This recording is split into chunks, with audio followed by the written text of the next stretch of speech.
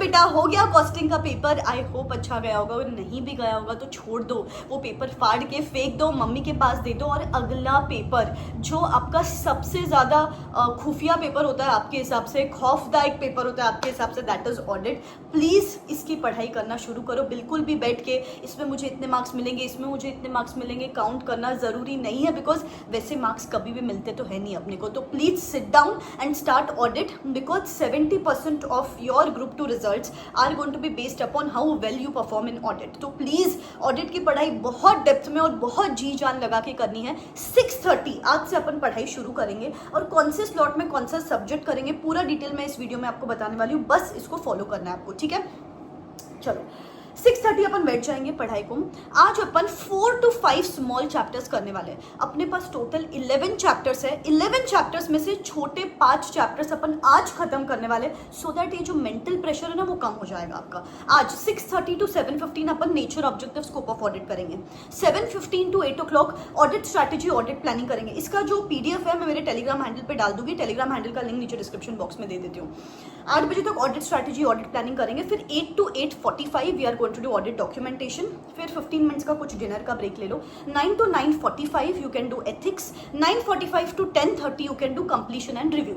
ऐसे करके आज ये 5 चैप्टर्स अपन करके ही रहेंगे। 10:30 सो जाओ, बिकॉज मुझे पता है आज आप लोग थके हुए रहोगे। 10:30 सो जाओ। सुबह अपन जल्दी उठ जाएंगे। सुबह अपन 4 बजे से पढ़ाई करना शुरू कर देंगे।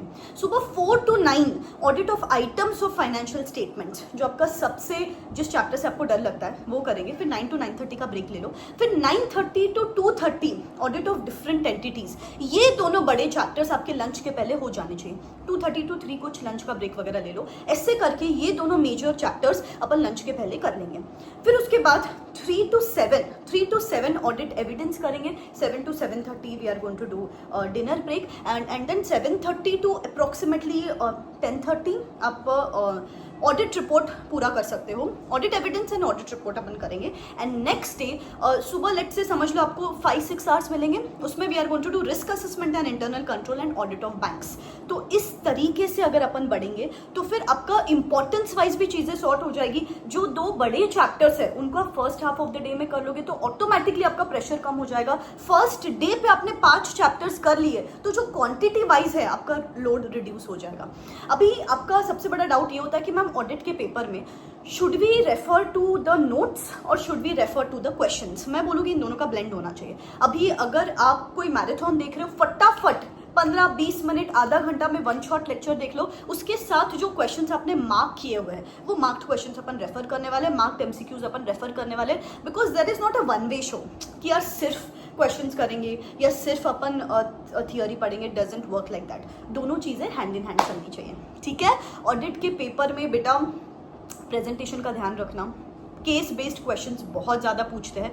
In fact maximum questions case based questions ही होते हैं।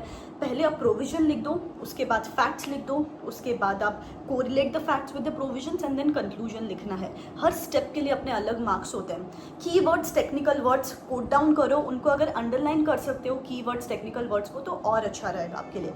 कंक्लूजन बहुत अच्छे से लिखना है एंड कंक्लूजन को देखो whether it is asked from the auditors point of view या managements point of view. Last time इस चीज़ में बच्चों ने बहुत गलती की थी।